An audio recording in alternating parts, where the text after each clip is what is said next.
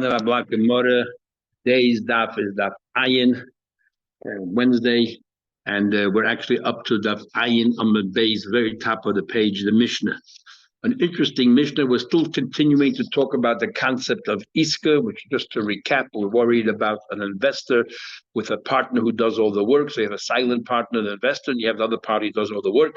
And when they come to an arrangement of 50-50 splitting the profits, so the only way to do it is, we said, that on 50%, the active partner has to take full responsibility. So it's a loan, so it's his money, so he can keep 50% of the profit. The other 50% is like a pekadon, where the investor takes full responsibility of that 50%, and therefore it's his money, and it grows as profit. He can keep it. The only problem is he needs to pay some kind of a nominal wage or a full wage to the silent partner, because he's working, that's to the active partner, because he's putting in all the effort and work. Why is he doing it for you for nothing, other than the fact that because you lent him the money for himself? That's an ibis. So therefore you have to pay him a wage. And we talked about the concept of Tzom Basil in the Gemara yesterday, this is the Mishnah here. That is, Tzom Basil means you put in an asset and you fix a price, and it's like iron, like steel. It doesn't waver regardless of what happens to the price fluctuations. It stays the same. That's called Tzom Basil. So if an investor invests money and he makes a deal that it should be Tzom Basil, that means he'll give me back this money at the end of the time, which means who takes full responsibility of the money? The full responsibility of the money is the other partner, or the active partner. And if he's going to pay that back to you, plus a share in the profits, that's pure ribis. At least ribis midrabbanan, not ribis ma'atayra, because Torah is only a straight out loan. This is a business investment, but it's definitely avak ribis derabanan. So the Mishnah therefore says, Ein mekablin tzom basil mi Yisrael. You don't have this arrangement with another yid that the partner who's investing the money will be like Tzom Basil, give it back to him plus a share in the profits, because that looks like ribis. Mipnei shehi ribis. It's ribis.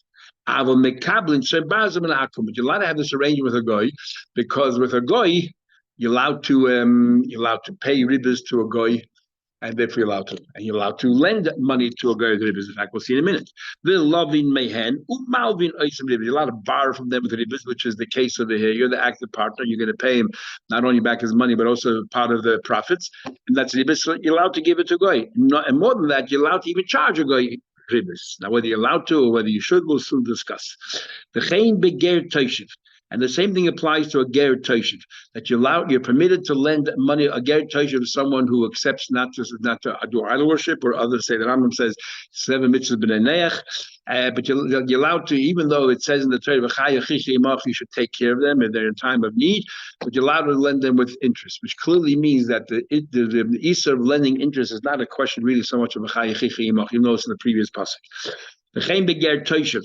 Malva Yisrael Ma'osav Shel Akum B'das Akum. Now is a new din that a yid, the Gemara explained there was talking about as follows: the yid has, for example, an arrangement with a goy, and he borrowed money from a goy with interest, and now he's ready to pay him. Another yid comes to him and says, "Look, it's premature. You still have another month. You should have money.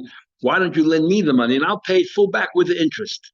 So it's the goy's money, but the yid borrowed it with interest, and now this yid wants to lend it to another yid as a favor.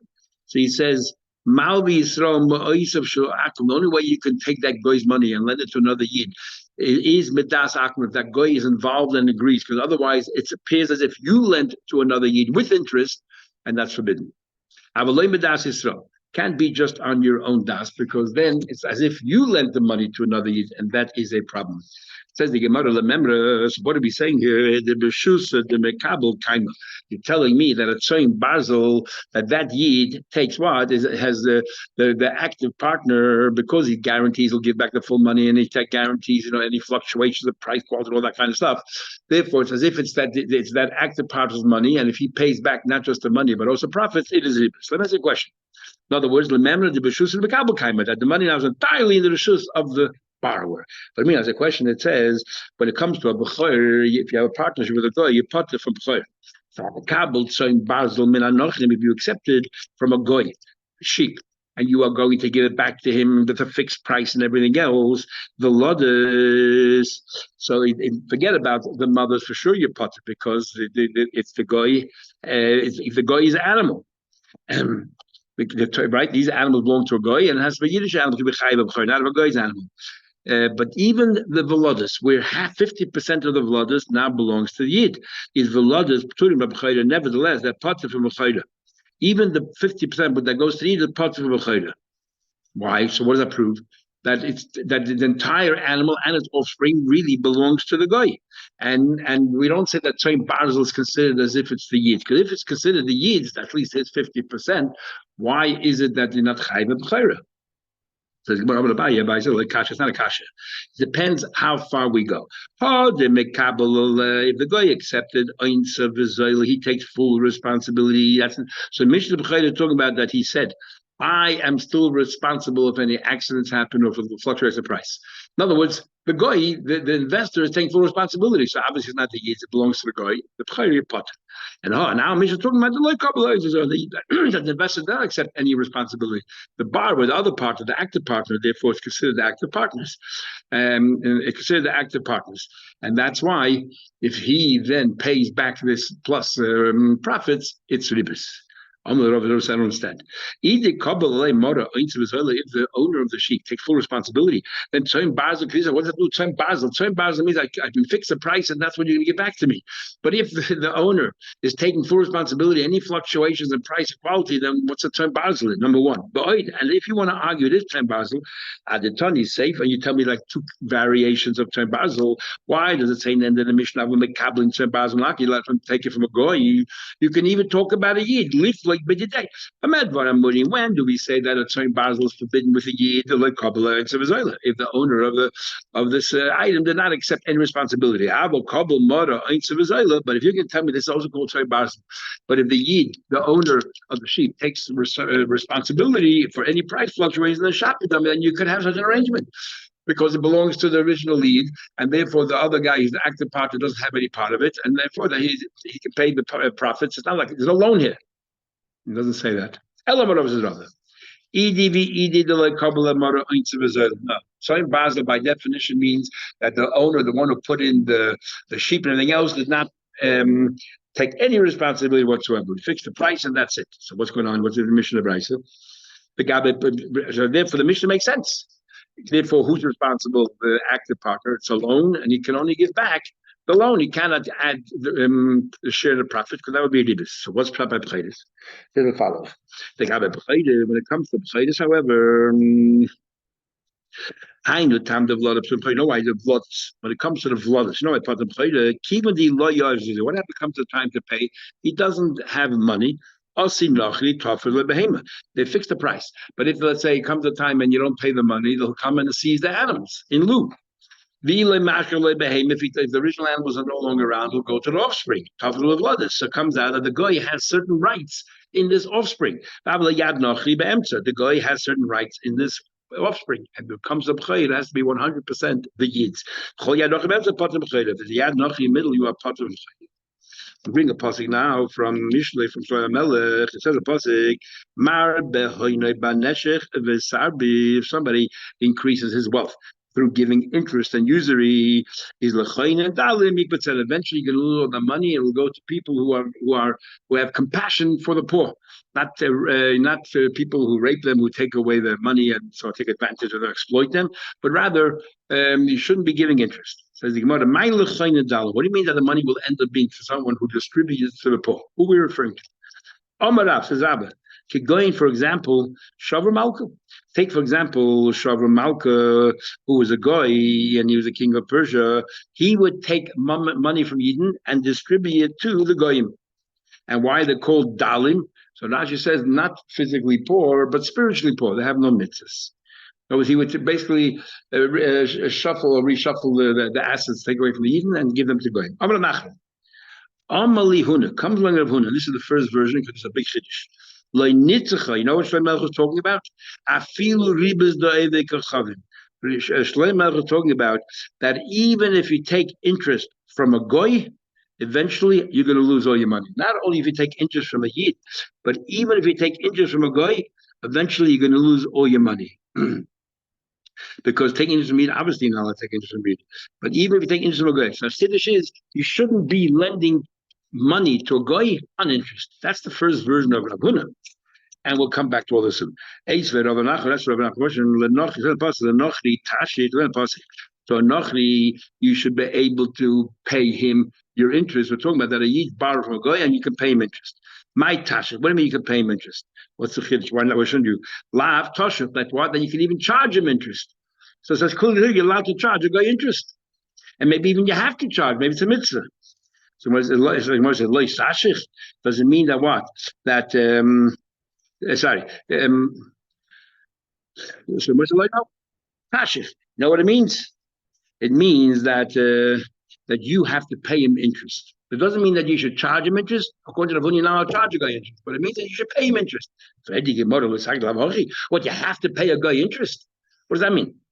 La fuke, no, you're right. There's no chiv to pay a guy interest. The pasuk is to tell you a guy you could pay interest, but a yid you can't. To give you another aveda for lending a yid money with interest or collecting interest from a yid. La fuke chicha deloya chicha vedeloy. And you're not allowed to what? To give interest to a yid. Fredi gemara. It says it clearly. Technically, you're not allowed to pay interest to a yid. When it says lavad ola ba'asei v'lois, to tell you you're able to avedas. If you pay interest to a yid, you're able to avedas. But so we have no proof to we have no proof to Rav Nachman, but nevertheless Kasha Rav Nachman. But nevertheless, Rav Nachman said that according to Huna, you're not allowed to really lend money to a goy with interest. The pasuk says you could. That's talking about paying a goy with interest. What do you tell me to pay a goy with interest? In fact, you don't have to pay a goy interest. What it means is, but a yid you're not allowed to. But you're not allowed to charge a goy interest as well, according to Rabbi. What a big shidduch. Talking about Esau has a question. What are you talking about? This is clearly in our Mishnah. Loving mehen umalvin oisim beribis. It's clearly you're allowed to lend a goy money with ribis. What do you mean you're not supposed to? Says but then the Mishnah says the chaim begay toshim. You lend, you borrow. He said you're allowed, according to this lashon that Rabuna said you're not allowed to lend a good with interest, but they you're allowed to, enough to survive, you're allowed to. So the obvious question, yes, so Tracy already said something interesting. We would have thought that to a goy, you actually have a mitzvah to lend with interest. I think Mother asked this question. Why would you think to a goy you should lend after with interest? Because there's an issa called loisachanam. You're not allowed to give a goy things for free. So maybe you're not allowed to lend money without interest. I think Mother says, no, the pasuk is telling you that you can pay interest to a goy, but not allowed to, according to you're not allowed to charge interest to a goy. What is talk to the reason? Why shouldn't you be able to? So but we're saying it, but enough to live on you can. If there's an issa to lend money to a goy with interest, so what do I need to survive? Do other businesses. So it must be, as the Gemara will conclude, it's only midrabanan that you according to Ravun, it's only midrabanan you shouldn't lend money to a goy with interest, and it could very well be that Shlomo Melech is want to put that into motion, and therefore, if it's only midrabanan that a goy should lend money interest, therefore we make exceptions. But if you need it to survive, you're allowed to. But in the beginning, we thought that you must lend a goy money with interest, not like Rav Huna, because of leisechanim. But midrabanan, we don't want you to. What's the question? Midrabanan, we don't want you to, because we don't want you to learn from the goyim that kind of behavior, to behave like a goy. The Tosha says, and this might be the basis for the famous Taz Shit in a number of places, including Hilchot Rosh Hashanah, where Tavko Peches, Taz asks the question: why is it that we're worried that Shofar falls out on Hashanah, falls out on Shabbos? We don't blow Shofar. You might carry lulav on Shabbos. We don't blow lulav. You might carry. And so on. So why don't we also say you should have a bris milah on Shabbos you might carry? So the Taz answers because anything with the Torah clearly says you're allowed to, the Rabbanim don't have the right to ask them. On the 8th day the Chacham can't come to Machma and say you don't. Here also, if the Torah clearly says that you should lend money to a goy, and you must lend money to a guy with interest, because like Chachanim, so then the Chacham can't come and say, we know we're going to ask it because we don't want to get too friendly to you. You can't. But the Gemara's conclusion is that it's only midrabanan, and because of Rabbanan, Kedei Chayiv, you're allowed to. What's the Rabbanan? So the Gemara continues. Rabbi Amar even says, another exception is the Talmud Chacham. Talmud Chacham can lend money to a guy with interest. Why? What's the whole reason why we say you shouldn't lend interest? You might learn from their behavior. But the key of the Talmud Chacham, because you're Talmud Chacham, you won't learn from their behavior. You're Talmud Chacham. You have this buffer that you have here. So according to this version, you're not that you don't want you to lend money with rabbanon to a guy with interest only kidei chayo. The Taisa says, so how come today we do? The Taisa says because we have so many taxes today, our kidei chayo today is very different than it used to be. And in fact, it seems clearly that everything is relative. So today, chayiv today, that now we got used to a different lifestyle than it was 100 years ago. So you can't say, oh, you can have just a meager lifestyle, that's enough today chayiv. No. When the Inshal Nalach and Kufn Bava talks about the mitzvah of Talmud Torah, you're allowed to work, but how much? Today chayiv. And look in the Mishnah Berurah what his idea of today chayiv is, or some of the poskim there in Inshal Nalach today chayiv is very different than today. But it's not absolutes. Just like Taisa says here, that today chayiv changes. Why are you allowed to lend money to a guy today? A lot more than just the mere basic needs, because you need more to live on, pay taxes and fees and all that. So today also you have mortgages and you have all these other expenses. Our Kadei Chayiv is far greater than what it was. No absolute rules. And that's why you're allowed to. What is most fascinating is places later on talks about that it says by Yecheskel, when they all came back in Targum Yerushalmi, there it says that there was a person who lent money with interest, and he did not come back. Even though before Matan Torah, they only had a din of B'nai Noyach, so why didn't he come back? So Tosfos makes a big chiddush, and maybe you can say that this is a basis for the Muslims. Tosfos says that B'nai Noyach can lend money to a Yid with interest, but a Ben Noyach cannot lend money to another Goy with interest. A Yid can't to a Yid, and a Goy can't to a Goy. On what basis? He says from Sigzo. Just like we learned Sigzo is a very generic thing, and it's not even clear by the Zaymish and Noach and so on. So the same thing over here. Sigzo is expanded to include deception and include interest. So Tosfos says, in one answer of Tosfos, that maybe a guy cannot lend to another guy as well interest, like the Muslims don't. Anyway, and Shulchan Aruch says the same thing, that today is mutter only because we need to be chayav, or a Talmud Chacham can. And the Torah says something interesting. The Torah says that because today, in those days, we didn't have to do business with going, but today we're talking about the Middle Ages. The Middle Ages, the only business that Eden could do, they couldn't own land, they couldn't own business, basically be a tax collector or a money lender. So therefore, they have no breda, they have to deal with going. Plus, all the businesses we do today, says in Torah, is basically with goyim, because we live amongst goyim, and therefore there's no reason to asa any more ribas, because why is that any more dangerous than any other business deal we do with a goyim? So therefore it's permitted. That's version number one. Version number two, that Rav Huna had nothing to do with interest. You is allowed to lend money to a guy with interest. In fact, some poskim hold that there's a mitzvah to lend money to a guy with interest based on what Tosfos says, because it's pathetic, and other poskim. But and what did Rav Huna mean? The following. The following. So Rabbi Yosef said the poskim in Kesher Talbas, Ami, it's lend money to my nation, the pork with you. Ami, the Nachri, Ami Kaidim. It's a question of hierarchy. If it's if you need a guy, you should give it eat first. Ani the usher, you help out a poor person, a rich person, ani kaidim. Ani yechav, ani ircha, your family, or just generally in the community, ani yechav kaidim, your family comes first. They're closer. Ani ircha, ani iracheres, your local versus overseas, ani ircha kaidim. Interesting, our Gemara doesn't mention about Yisrael, and in other places it says ani Yisrael kaidim. Amamar, let's understand. This is where Rav Huna comes in. That what? My people come before Goy. I need a price to tell you that. Obviously, you didn't come first. This is where Huna made his comment. I have a choice.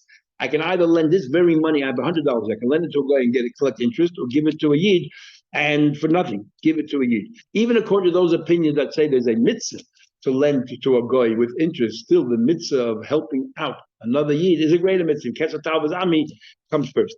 Time we learned. Come and see. See how they blinded those people who lend money with interest. If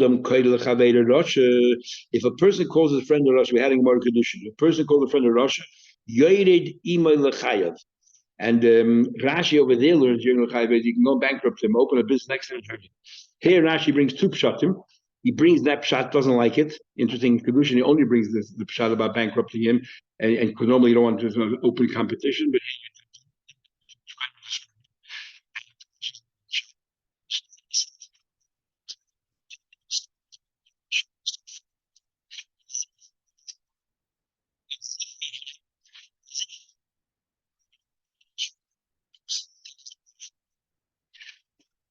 hey, what do you do when you lend money with interest? The main agent says, "Well, allow us."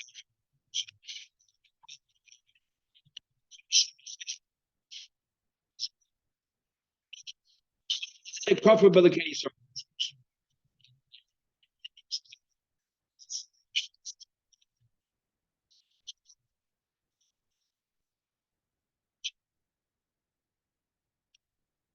Pace brings either that if somebody calls you Russia, you have the right to go and burn one-third of his assets.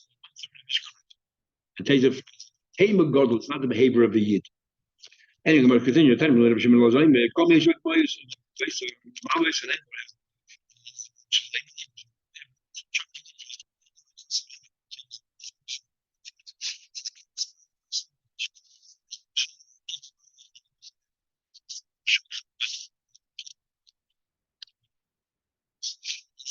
Anyone who behaves this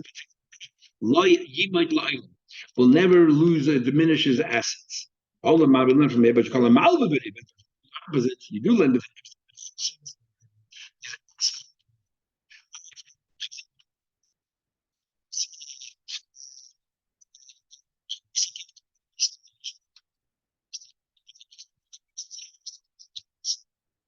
When Abelot says, Halolu mismaiti.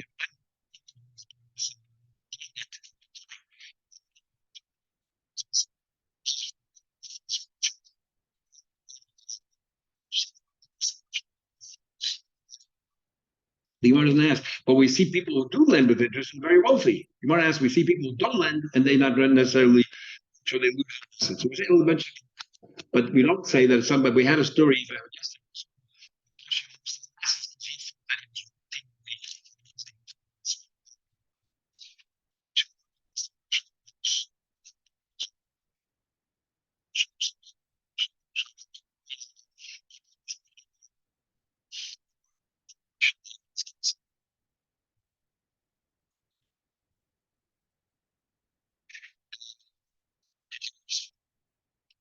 Um, Amar Abelazar says, okay, we just said that.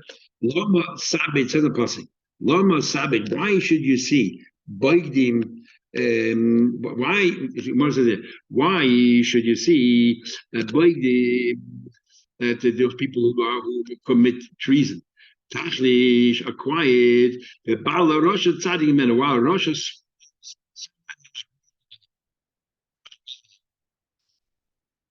So what it says, what's shot over there is that Tzaddik Mimenu that a Russia, what do you call it? He can, who's a bit, the person's only slightly better than him, can lose out to their fortune. But Tzaddik Gomer ain't a Belea. That a Tzaddik Gomer can never get swallowed up by Russia. So even though he loses his fortune, let's say, might get it back. We'll get it back. We just said a minute ago. Oila, even though it's not this mighty Lord, not forever. Not forever. Okay, second about it further, time to learn. The Rebbe says, Ger Tzedek, Amr Li'inyan Mechid, Ger Tzedek that says regarding selling. Ger Toishiv, Amr Rebbe, just said by Ribas. It says in the passage Ger Toishiv. I don't understand how either one fits in. So let's talk about first Ger Tzedek, which talks about selling. Ger Tzedek Ha'amr, which talks about Li'inyan Mechida D'chsiv. It says a passage, if your brother became impoverished and was sold, you shouldn't work too hard. So it says a passage, if your brother became poor, and he was sold to you. So the Brisa says it wasn't sold necessarily to you, but sold to a ger. Shenema, because it says in Pasik, that if it said you could afford, if a ger toishiv, if your brother's too poor, will be sold to a ger toishiv, or le'ekem mishpachas ger. We're talking about, I was supposed to say, somebody who's not careful with Shemitah, and the punishment goes with Dechi el Dechi. Shnemar, as it says in Pasuk, it says in Pasuk, your brother called Pov and Nimkalach and sold to you, not at first, maybe to you, to a Yid, and then from there, it moves on to a Ger. Now what? That if this particular Eved Ivri is sold to a proper Ger, and not only to a Ger Toishiv. And then from there it goes to a Ger Toishiv. Remember it says Ger Toishiv. A Ger Toishiv again is somebody who's not a Yid, but he doesn't idol worship, or he keeps the Zay Mitzvah. Then it's a pasuk Mishpachas Gay, and from there it goes to the next step. If he doesn't behave, he doesn't do tshuva, it goes to what? He gets sold to a goy. And then it says even further. That what? Means when we acre, then the step lower than a goy is to a goy who's an idol worshipper. You're sold to an idol worshipper. Okay, that's what the Brisa says. Now, what's the Rebbe's problem with that? We learned the problem is as follows. But I mean, we learned. So I just lost the place. It won't be sold to a yid, to a get. Remember, so what does he clear from here? That if he doesn't get sold, he'd be sold to a ger tzedek. That what the ger koni evedibi, that a ger tzedek, a full-fledged yid, can buy a ger tzedek, but it's not so posh. How can that even be recorded as if this is part of the stages when we know that a ger tzedek cannot purchase an evedibi? How do we know that? But I mean, as the question says, first of all, a ger cannot be sold as an evedibi. And we'll soon see if whoever cannot be sold as an evedi cannot purchase an evedi either. Now, why in the world can't a ger sell himself as an evedi? He's destitute and needs money. Why can't he sell himself? Let's see in a minute. Nor can a woman or a ger purchase an evedi. Why can't the ger be sold as an evedi? Because it says the posse, what happens at the end of the time? He says the posse that eventually he will go back to his family. He'll go back to his family. By Yevel, whatever, he goes back to his family, but it has to be mishpacha. A ger has no mishpacha. So obviously, it can't be talked about a ger. The holeka doesn't have it. The ain't isha v'ger koinin evedi means so. Therefore, a woman and a ger cannot buy an evedi. Now, why can't a woman? Because it's nias. A woman is pasnish to be alone with the ger, and she's the mistress and she's the balabas because it's nias. But ger nami. Gemidi, the mikne koni, somebody who can be bought as an eved can buy an eved. The loy mikne koni. If you cannot buy an eved, nor can you. If you cannot sell yourself as an eved, nor can you buy an eved. So Rebbe's question is, what's the price saying that the next stage is? For now, not only will be sold to yid, will be sold to ger tzedek. He can't be sold to ger tzedek. A ger tzedek can't buy an eved. See, the Rebbe was lost. What's pshat the price? When we say that a ger cannot buy an eved, it doesn't mean absolutely can't buy. He can buy, but he won't have the dinim like an ordinary yid who owns an eved ivri. For example, the din by an eved ivri is the person, the owner dies, it passes on to his children. By a goy, it does not pass on to the children. And the ger tzedek also can buy an eved ivri, but it won't pass on to the children. The din like Yisrael, he cannot buy and have a din like Yisrael. But he can buy and have a din like a guy. What do you mean? The time you learned Hanirtza comes to 6 years and he wants to remain on, so he pays his heir. But he sold to a guy. These are vadim. If the person dies, does not pass on to the children. Even if once it's beyond the 6 years, if he dies, it does not pass on to the children. But within the 6 years, it does. But a ger, when he buys an eved ivri, it doesn't get passed on to the children. But otherwise, a ger can buy an eved ivri, and that's what the pasuk is saying. And what if a yid will buy, the next step is a ger tzedek, the next step is a ger toishiv, then a goy, and then a goy is now a worship. You said we get a woman and a ger cannot buy an eved and now ger we explain a woman also not because of sneers. So as a question, not everyone agrees. Name of the like Hashem does not fit in, but Hashem why not? The time we learned Isha koine es shivcha, a woman can be koine shivcha, but they no koine, but he cannot buy a body. Hashem says af koine es a body. Hashem holds clearly that a woman can buy a body. I feel the both of Hikmah will. It's clearly that a woman cannot buy. Can be'eved ivri, can be'eved knani. There's a difference in eved ivri. An eved ivri woman cannot buy, but she can buy an eved knani, and that's what this Bryce is talking about. Why? Eved ivri. Why she cannot buy an eved ivri? Could snila. Eved ivri has discretion and shame, so she knows that if she has an affair with everybody, no one will ever find out, so she feels safe. But Eva Kanani has no compunction about telling other. In fact, he'll pride himself, I have a relationship with my mistress. So then she won't in any way have a relationship or rapport with that Eva Kanani. So therefore, Eva Kanani, she can buy. We're not worried that anything will go all right. Eva Kanani, Podishle, he's wide open, there's no shame. Said, a single widow should not buy a dog because of sneers, because of bestiality. And you shouldn't allow a bacha to live alone with her in the apartment. We understand, because he'll be ashamed, discretion. If anything happens, he will keep it quiet. A kalba dog, even the misrach, why is she worried by a dog? Sorry, by a dog, because, and the reason why, by a dog, what we're saying that that maybe something go awry. But since the dog, if the dog has a relationship with this woman, he'll be very close to her. Everybody will see she'll be scared. Mirta should be scared. Amri, she was more answers. No, even the dog is very close to her. She will say, people think that I feed the dog, and that's why he's so close to me. Not worried or suspicious. That's why we don't want a woman to be alone with the dog. Masir to own a dog on her own. Masir Basro will attach himself to her. People will therefore assume only because of that their dog is hanging around. Is no problem. Let's just finish the sugi here. Ger Toisha, what was very bothered with the Ger Toisha? What's going on? The chsiv is that possible. Your brother is poor. You should stretch out your hand to him. You should strengthen him. Then the pasuk says, Ger v'Toisha. You should help out a Gade and a Tosha v'chayimach. So when it comes to Toshas and the chayimach, you have to support them. Then the next pasuk says, don't charge them interest and so on. And then your brother shall live with you. But Aminu, so it sounds from here that a Ger Tosha, we now lend with interest. One pasuk follow the other. But Aminu, that's the question. It says in our Mishnah, loving mayhen, umalvin oisvin, a lot of bars, the chayim a Ger Tosha. And the same thing applies to a Ger Tosha. Now we said by a goy you're allowed to lend the first version of when you're not allowed to go to the ribas, but the Mishnah says you can. It's talking about kedei chayim, only enough to live on, or we're talking about a Talmud Chacham. But in the Mishnah says that you're allowed to lend to a ger toisha ribas, and here we say it seems to say clearly you're not allowed to, as the pasuk says.